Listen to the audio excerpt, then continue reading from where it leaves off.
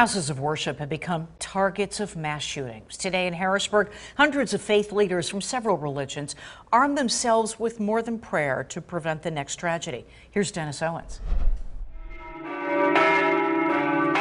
Places of prayer are supposed to be places of peace. Unfortunately, even a church isn't a safe haven anymore. So now, houses of prayer must prepare. Good morning. This man's a threat assessment specialist with the Secret Service who spent hours preaching preparedness to leaders of churches, synagogues, and temples. Security is always important for any type of congregation where you're going to have a lot of people.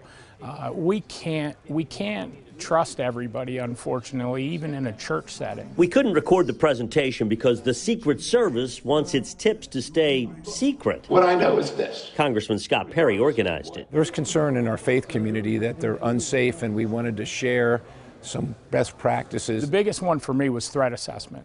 It's important to know who's walking through your doors and be able to assess it and decide what's the best course of action for it. There were tips for congregants, including know where the exits are, be aware of your surroundings, and this. Communicate. If there's anything that you think is a concern, make sure you call the police because they are in a position to look into it and see if it's real. How do I get those resources? The day concluded with security experts taking specific questions on safety and arming the faithful with more than prayers to fight evil. And we can show people things they can do to help take some control over their lives. Not only does that make them feel better, but it also makes them safer. When asked about the role of mental health, the York DA quickly said it is woefully underfunded across Pennsylvania.